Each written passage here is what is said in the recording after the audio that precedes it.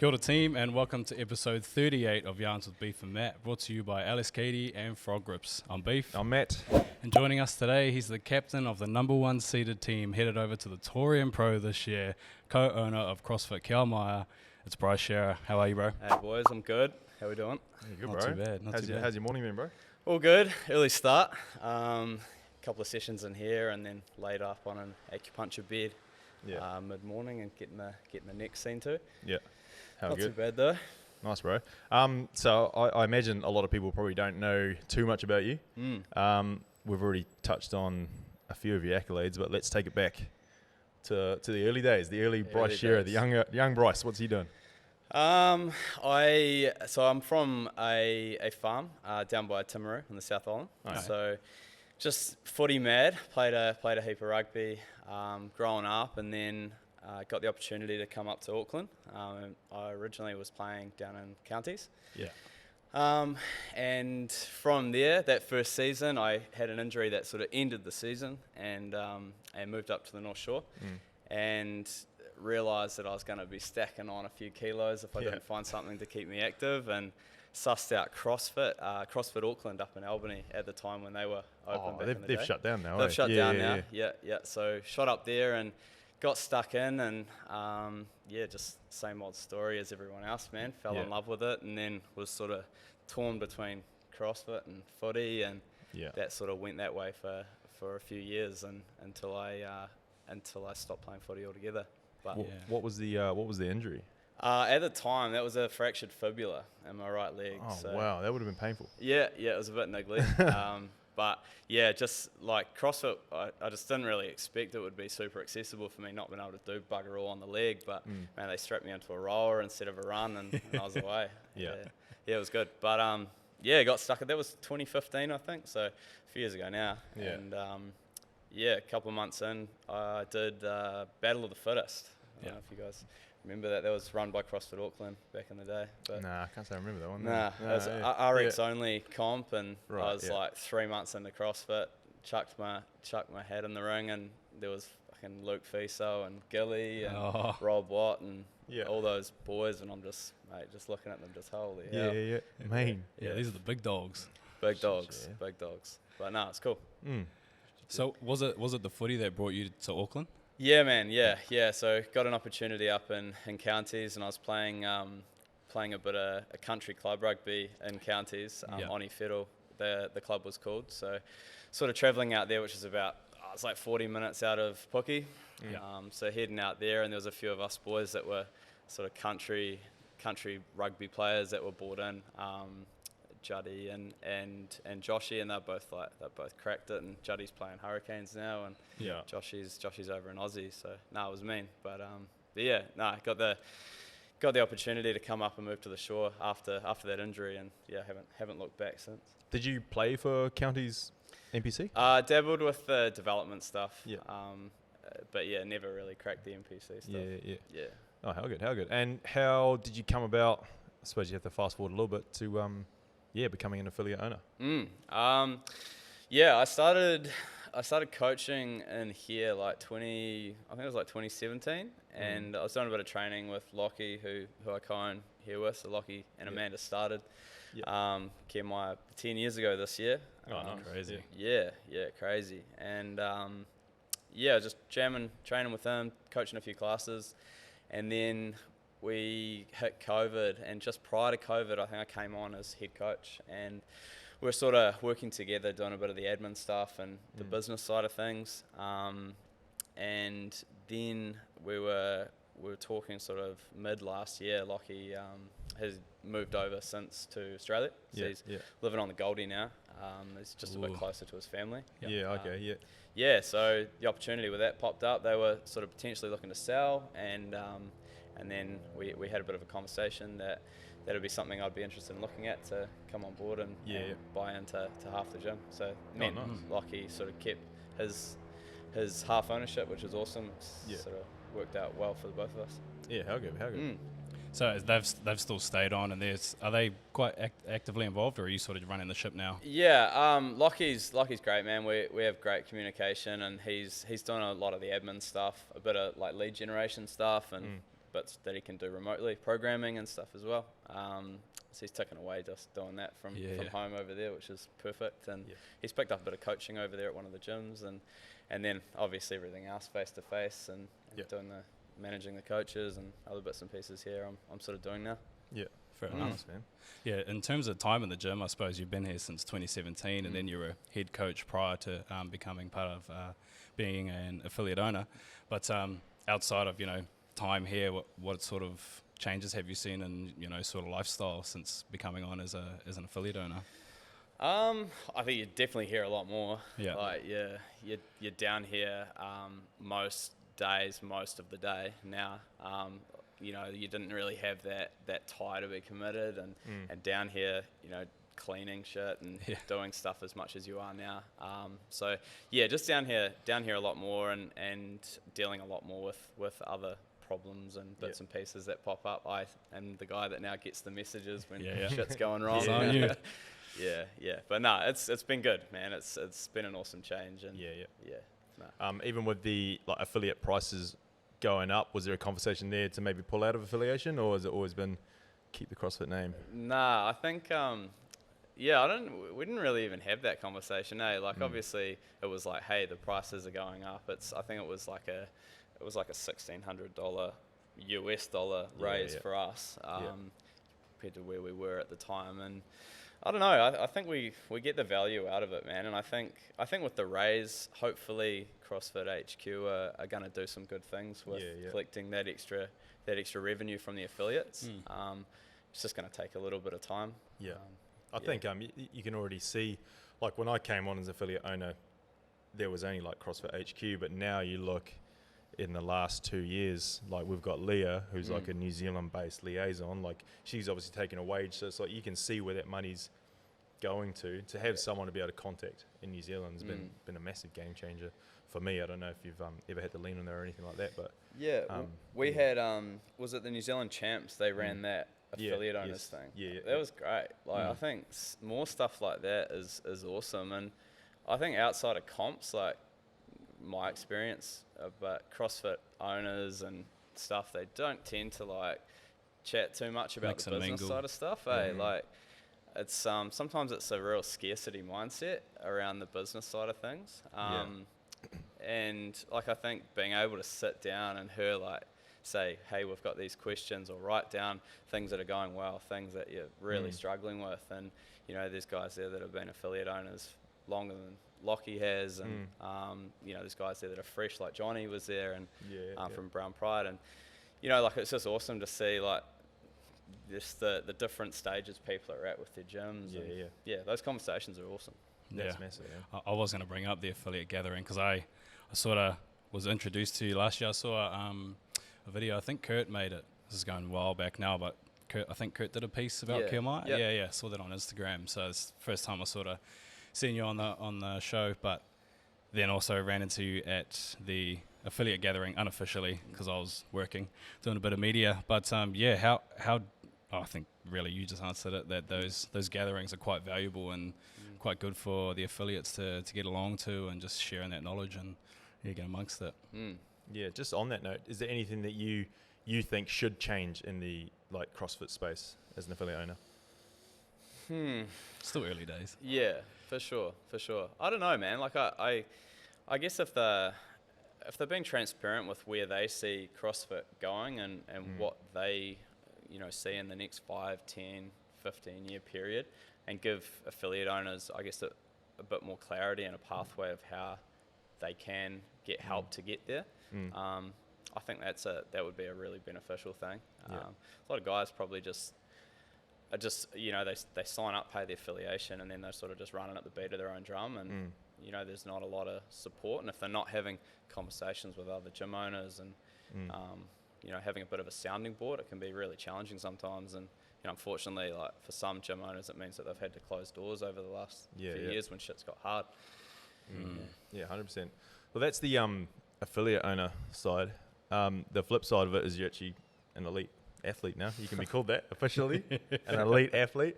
How did your journey into the competitive side of CrossFit sort of take off? So like I mentioned before, I was pretty like keen on the competitive side of things, and was toing and frying between rugby, and my last rugby season was 2021. So I had I think it was Metcon Madness. I got like late call up to the team, and I did Metcon Madness 2021, and I was like, nah, that's it. I'm not competing anymore. Yeah. I'm happy with where things are at. Yeah. I've done nationals a few years, and I competed over at one of those sanctioned events in Aussie in 2019, and I was pretty content to like leave it at that. Go back and strap on the footy boots, and had a great season. I played for North Shore down in Devonport, and we won the comp up here, which was mean, and then came back 2022. First game of the year, dislocated ankle. So surgery and then rugby was basically like we'll call it there, and then at that point I'm on crutches, just hobbling around the gym, and Emily Julian, she had just sort of started with us at the time, and she approached me to coach her. Oh yeah. And I was still in that sort of mindset of not going back and competing, and didn't really intend to go forward with the CrossFit stuff. And anyway, I'm standing here and she's running around and lifting weights, and I'm yelling at her to go faster while I'm fucking standing there on my crutches. As I like rehabbed and came out the other side of that ankle surgery, I got stuck into training with her, and that just sort of reignited things, I guess, a little bit. And got to nationals again last year, team nationals, and we had a really great season and took out the elite division, which was cool. And then the sort of conversation was had about Torian, and the four of us, Emily, Nicole, and Roman, and I, we all get to train together like during the day, each day, and so we get about five days a week together, which is wicked. And we thought we'd just put our heads down and try and crack it. Yeah, nice, man. If you haven't seen team, that's the prize at the front there. Shout out Gilly. You do have a lot of elite athletes here in the mix, and I know this is a question you asked Aiden when we were with him. So, how do you manage being an elite level athlete yourself, coaching other elite level athletes, but then also taking it back to your everyday athlete, just coming in doing the hour a day? How do you sort of switch between? Because I know, for me, I feel like it would be quite a mental task to come out of, I need you to be top 1%, to, okay, we're just trying to work on getting you fitter, getting you healthier. How do you switch between those mindsets? It's a great question. I think like it's just something you sort of navigate on the fly. Like we've got a lot of diversity in our classes between like having those competitive athletes, some of the guys that were in our nationals team, they come in and generally just do our classes, and they do a few extras as well on the side because they work full time. So there is people that you expect more out of in the class setting, and I think that's just being able to be, I guess, a little bit more pliable as a coach and change your coaching approach to people from the mum that is just coming in to get a bit of a workout done, and then the guys that you're giving them expectations in the workout. Just changing those coaching styles for sure. It's a good challenge. Yeah, 100%.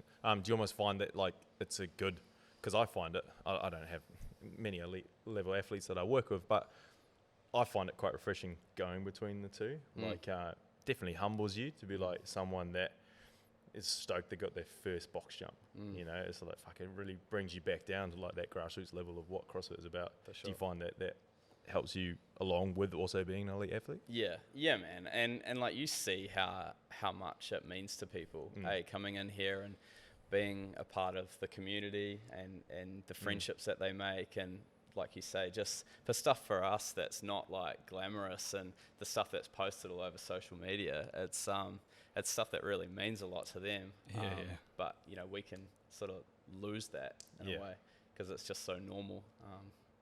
With our regular training and working with those athletes. Yeah, 100%, man. Yeah, no, that's good, man. Do you find this is a question that I've asked a couple of affiliate owners, and the answer's always been usually the same, because we don't really like to compete with other gyms. But Auckland, there's quite a few different affiliates around. Do you find you struggle with competing with them around the area, or doesn't really come up? Nah, like we had Cluster just down the road from us before they closed up. So they were just down the end of our street, and then we had CrossFit Infinite, who, unfortunately they just closed down as well. But Right. there was at one point there was like 5 affiliates, all within probably like a 1.5 kilometer radius. Holy. Yeah, I Spoiled for choice. Yeah, for sure. I don't think so, man. Like, I think something that I've always spoken to Lockie about is that, like, if we do a really great job and we focus on our coaches being the best that they can be and giving the members the best experience and coaching they can give, then I think everyone else, whether they're at like another CrossFit gym or they're at F45 or BFT, they're just a stepping stone closer to coming to us. Yeah. But I think it's great. Like, the more CrossFit gyms that are around us doing well, I think the better it is for CrossFit and the better it is for us as a gym. Yeah. Like, you can be quite short-sighted and say, hey, look, CrossFit down the road's just closed. We're going to get a couple of members. But I think it's just, overall, it's not a great thing for them to be, shutting up doors. Yeah. Oh, 100%, yeah. On that note, I think BFT's been massive for CrossFit because a lot of BFT athletes will go to a CrossFit comp and then straight up just go join a CrossFit gym the next day. You know, so it's been a business. Yeah, they've been for sure like a wicked bridger between F45 and us. And CrossFit, yeah. That's good, man. So looking forward to the season, like we've already said a couple of times now. Number 1 New Zealand team. First of all, was that a shock to you? Number 1 seed? I looked at the workouts and they looked pretty good for us as a team. And originally I said to the guys, I think like top 5 would be my goal coming out of that qualifier. So great that we got close enough. There's a couple of things tripped us up in a few of those workouts. But really stoked. And I think like coming off the back of nationals, we sort of proved that we could, mix it with those teams that are, perennial top level contenders. And it was cool. Like you say, like we've seen Kia and Maia for the last 10, 12 years at comps, but I reckon in the last 2 years it's really been like, these guys are actually here to show. And you've already touched on it, that you weren't actually all that interested in becoming this, but like, is that, you look at it now, like look at this season, you've come this, are you guys pretty dead set on being like, we are the top gym coming for it all? Yeah, man. I think, like you say, the last couple of years things have changed a bit. Like our team trainings, we took a lot more seriously. We got all our teams named after like an in-house comp, so all the top ranked athletes make up the scaled RX and then elite teams. That's cool. Yeah. And then everyone was getting together for like 4 months every weekend, like 6 a.m. on a Saturday morning, 7 a.m. on a Sunday morning, and that alternate days each weekend. So there was a massive buy-in for these guys, turning up every weekend for each other. And we were doing stuff off site. Like last year, we got everyone together, first team training. We had like stretchers, jerry cans and shit from the Navy. Yeah. And we just like sunrise down at, I think it was Cheltenham Beach, down in Devonport. Yep. And we just like fucking run this shit up North Head and back down. And it was cool. Like different for a lot of people. They never experienced stuff like that. But it was mean, eh? That's so cool that you have the depth to do that. It's gonna be, and I think I'll get some shit if I don't shut him up. But Matt Sinclair, he's actually somewhere here. Did he have to turn down the spot for Torian? He's still in the reserves. Oh, is he? He's hoping for an injury. Yeah, he's fucking more injured than anyone. No, sorry, bro. What were you gonna say? It's gone. So I've lost it. Oh, that's all good. Anyway, as I was saying, looking forward to this season. Yeah, how's the training now looking going towards Torian? Yeah, good, man. It's now that we're sort of out the back of the qualifying stuff, we're cracking into a lot more team workouts. So we follow the Mayhem programming. Nice. So they've literally got like team programming from the qualifiers onwards, which is wicked. And Royce's team, the Mayhem team over in Torian there, they follow all of it as well. So we get to see their scores and whether it's individuals or team stuff, we get to match with them and see where we're at, which is mean. So Jack and Royce both post their scores, so it's always great, even from an individual perspective, just to see where those boys are at. Obviously. That's wicked. So is there a bit of like an online community with the Mayhem programming? Yeah, man. Yeah, it's cool. It's cool. There's a lot of a lot of top guys on there from the States and stuff as well. They list their scores around Europe. So yeah, it's on Sugar WOD. So there's like, I don't know if you guys use that, but it's like there's fist bumps and stuff. And so, you know, you see like a mean score from one of the workouts. There's a few fist bumps going around. Yeah, it's cool. It's cool. Were you on Mayhem before all this? Yeah, we've been on it. It'll be like a year and a half now, I think. Yeah. I originally started, when I started with Emily, I was doing all her programming. And then once she sort of got all her weightlifting and gymnastics buttoned up, we were happy there, we switched over to Mayhem from there. So I coach one elite athlete. It would be the similar sort of scenario. I still do all our programming. In your experience, and this is just me wanting information, because I've thought about this as well, do you think it's beneficial for them to be on one of those tracks, like a Proven or a Mayhem track, and then to just have a coach? Yeah, good question. I think those programming, whether it's like Mayhem, Proven, HWPO, whatever, they're all much for muchness. I think it's just as long as you can adhere to the program, and then you're getting the individualized coaching, you know, to really make it worthwhile. Like I was talking to Emily about this a few months back, but it's like, you know, Emily could have very easily followed those programs on her own and done well. She would have got PBs and she would have got fitter, but without having, you know, a coach there critiquing and correcting form, makes it really, really challenging to shift that needle as fast as you probably need to in the sport now. It's a good question. Like I think, like as a coach, what I found was, you know, I have my biases of how I program and workouts and movements that I like. I find that like things like Mayhem, they have no problem just sitting you on your ass every day with workouts and weights and everything else. So there's, a lot more, I guess, diversity in the programming than what I was probably programming. I think that's a huge thing. I got Discipline Games was sort of like our first comp for the year, coming back from an injury, and there was definitely a workout in there where I'm like, I didn't allow for this at all.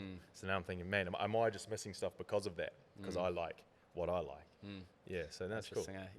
Like I was doing when I competed at the Australian CrossFit Champs back in 2019. Like I was doing all my own programming up until then, and I just got sassed. Like I went over there and got my ass kicked because there was shit there, like heavy ropes, like dual kettlebell snatches, swimming, open water swimming. I wasn't doing, and there was just stuff that just made me.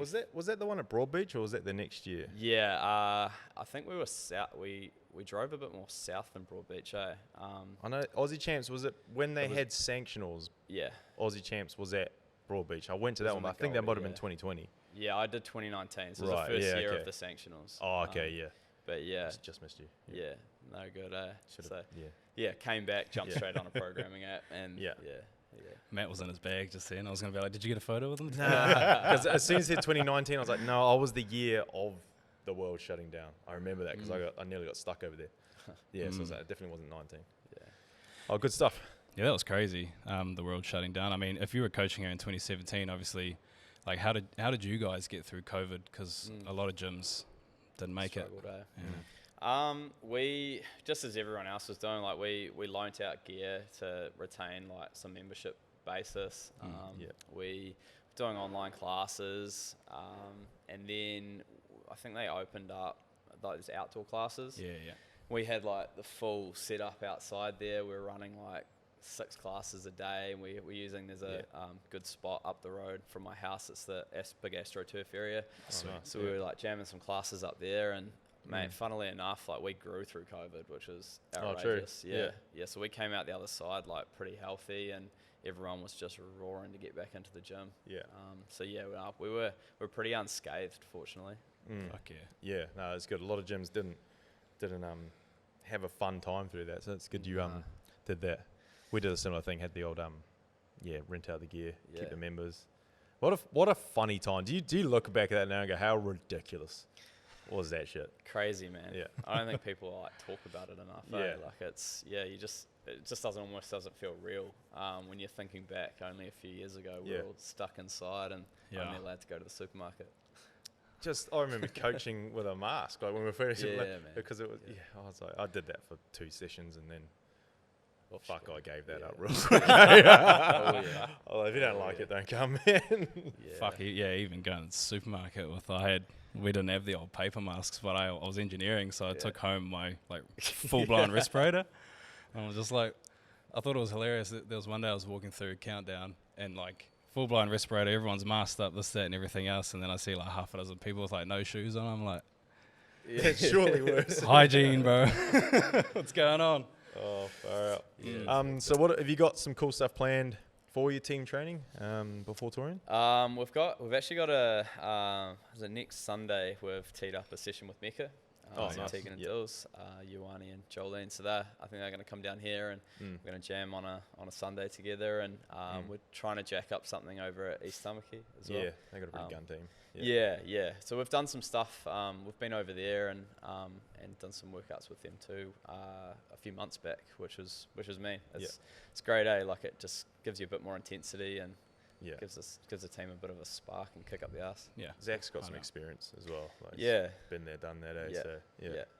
Oh well, you were saying your goal for quarterfinals was just sort of looking at placing top 5, and you would have been pretty happy with that. And I know a lot of athletes, a lot of teams don't put too much emphasis on the open, sort of just starting caring a little bit more come quarterfinals. Now that you've made Torian Pro, you're onto the semi-finals.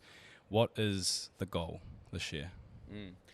I'd love to finish inside the top 10 and hopefully beat where we've qualified at. So closer to the top 5 would be great. There's some outstanding teams that we're going up against, but hopefully we can pull it together. And I'm feeling pretty good.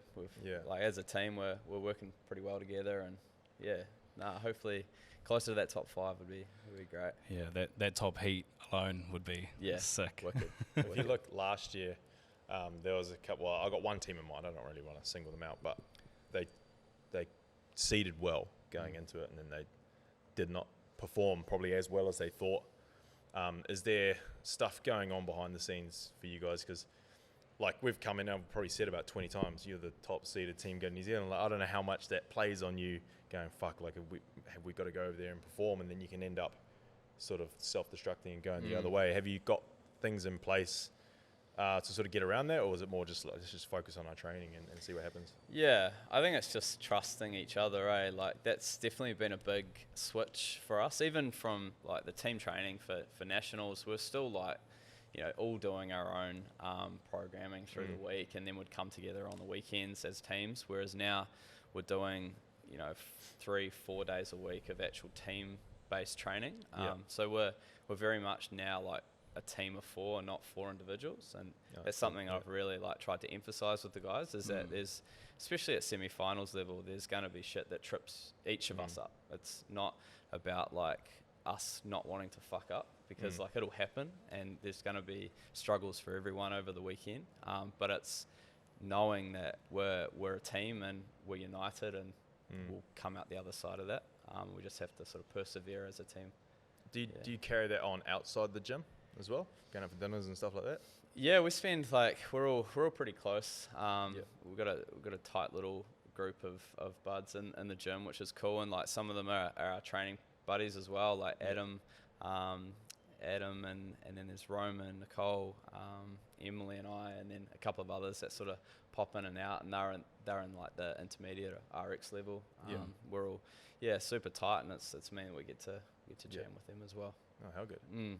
Yeah, super excited to see what you guys do over in Torian. Is it Maia's first time at the Torian Pro? Yeah, it will be. It is. All right, we'll get that banner up there. Yeah. Oh, we got a couple. We had a couple. Asker in the Masters division last year, and then Lockie and Logan did the pairs. The year they did the pairs. Yeah, I saw Lockie last year. Yeah. So they popped over for that.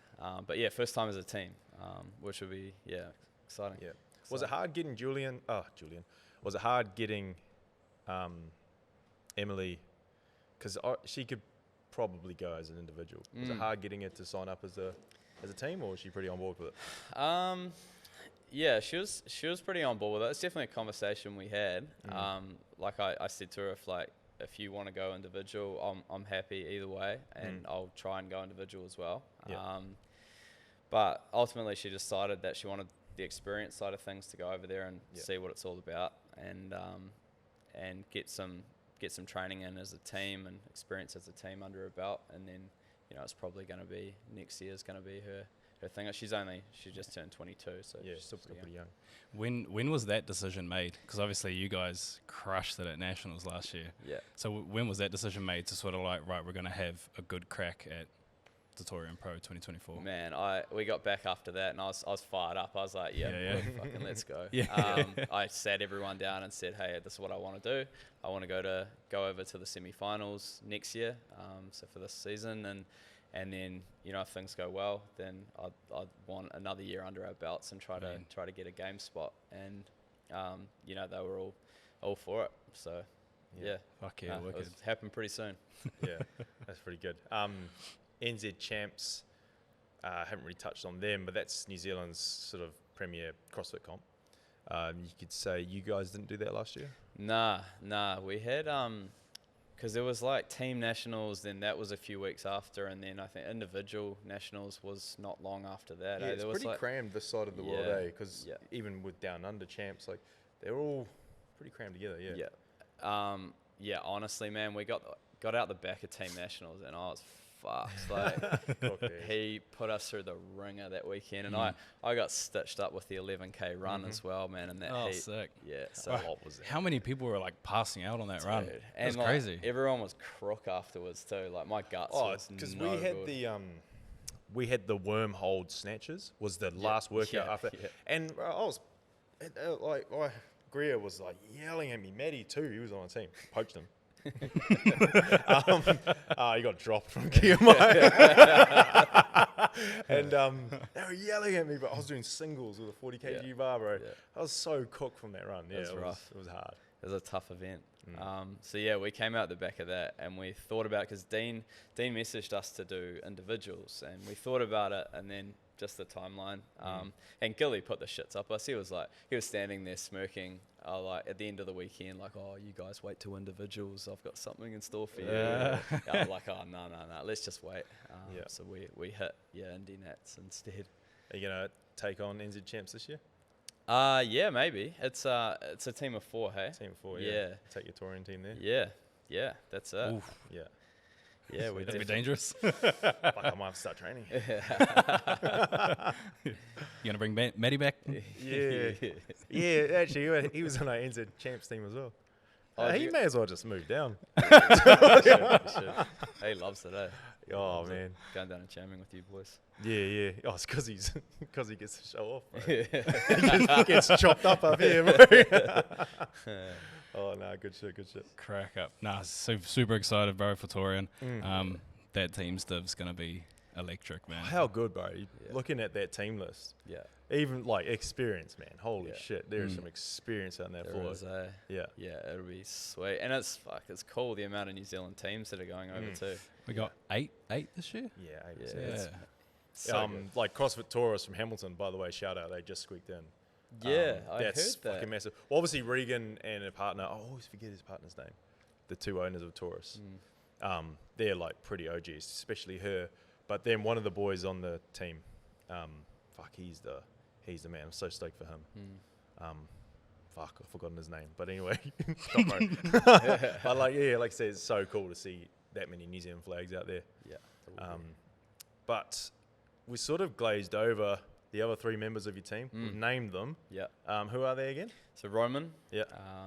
And Nicole. Yeah. And then myself and Emily. Yeah. And there's do you have to have 6 on the roster? Is that the 6 on the roster. So Logan, who was our 3rd guy at Nationals. Yeah. And then Aska's she's the chick that did the Masters at Torian last year. And Waterpalooza, she competed over at Waterpalooza. Oh, true. True. Yeah. Sick. Yeah, very handy. Couple of people to have on our reserves bench. So how does the reserves work? Is there a cutoff where you can put them in a team, or is it like on the day, oh shit, Bryce is injured, old mate's in? Yeah, I don't know, man. I'd expect there's like a cutoff period, before you can like chop and change people. I think like if you get over there and you like have a blowout, your team's done. Yeah, man. Speaking on teams being done, I forgot the name of them, but you seen the teams that got done for their video review and stuff? Yeah. Shit, that's pretty there's a few dusty rips in some of those videos. Eh? it's fucking, yeah. There was chat that they only reviewed one video. Well, if you think about it, and I saw a guy talking about it, if you're an affiliate, you don't need to send in a video. And so for the open. Yeah. And so one of the team members got done for his open one. It was the snatch one. Oh, and he did it at the only reason they did it is because there was a video icon next to it. And they're like, well, you'll only have that if you weren't at the affiliate. So he sort of shot himself in the foot. Oh, really? Was that the guy who did it at the fire station? Yeah. Which is, it's the rules, I suppose. But, I mean... Yeah, it's niggly, eh? I watched the video and I was like, it's probably one of the better attempts I've seen. Like, as far as, like... But true. Was he ruled out for not doing it at the affiliate? Yes, he did the team quarterfinals. All that was legit. But then they went to his open score and one of them had the video icon next to it. And so they were like, well, you would only have that if you weren't at the affiliate. So, so he got pinged for not doing the workouts all at the same gym. But he'd previously posted a score for that workout. He just wanted to beat it. Yeah. Oh, it's not good. That's pretty harsh. It is, eh? It's pretty harsh. Yeah. Oh, well. That's all good. Old mate's about to ruin the shot. Go on, do it, bro. Head on through, bro. You're good. You can get Sweet as. Anyway, look, Bryce, we'll aim to wrap things up here. Sweet. The way we're ending these now. Before we do, I did have, I'm sort of running this question on a lot of the affiliates. Obviously, you spend a lot of time here. You've been here for a few years now. Is there anyone from the gym who inspires you?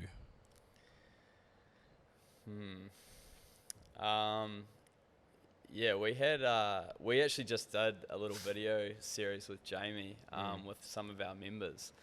So we picked out like 4 of the members and they sort of sat down and just questions and talking to the camera about their CrossFit experience and how it sort of changed their lives. And there's one of the guys, Paul. He comes to the 545 class, and man, he like originally when he started, he was coming to a couple of my morning classes when I first met him. It's just off the back of COVID, I think, and he was quite anxious and shy and didn't really express himself, and was coming like 2 or 3 times a week. And then all of a sudden, as you've seen this confidence change in this guy, and he's works in tech, like for Microsoft or something, and you've seen this confidence change in this guy, and he turns out he's been through like hell and back with his personal life back in the past, and just to see him now where he's at, like he's doing extra programming, he's in here at 5 a.m. and just working his guts out, and he's part of this, like there's this big circle there, all these fellas that all get together and go out for dinner together like once a month, and that's mean, man. Like it's such a cool thing, and it's such a special thing to be a part of as well. Wicked. No, hard out. Love that. What was his name again? Paul. Shout out Paul. Shout out to Paul. Easy. But like we were saying, the way we're ending these off now is the last guest has left you a question. So our last guest was Alethea Boone, and her question was, if you could end any of the world's major problems right now, what would it be and why? Oh, Jesus. I guess there's the lookings of World War III kicking off right now. So I guess that's easy pickings, man. You gotta try and clip that in the bud. And I think, I don't know, like it's a bit of an uncertain time for everyone in the world, and there's tensions and everywhere, and so I guess, man, that would be my shout. World peace. What would your one be? Me? Oh, I don't know. It's coming back to me. Shit. Come back to me. I think a major problem right now is I can't quite get under that 100 kg snatch. I'd probably solve that one. Anyway, Bryce, the man, the myth, the legend. Hopefully you guys have learned a bit more about the man who's about to take Maia over to Torian Pro. Congratulations again, and thanks for sitting down with us. Before we do sign off completely, anyone you want to give a quick shout out? Yeah. Emily Julian, mentioned her name a few times in this podcast, but I think CrossFit's most eligible bachelorette. Okay. So boys, just stay out of the DMs until after Torian. Then have your way, boys. If you are in the market and you see her at Torian Pro, come say hi. Yeah, come say hi. After party, boys. After party. Right there, Bryce. Thank you so much, sir. Appreciate it, boys. Easy. Peace. Catch ya.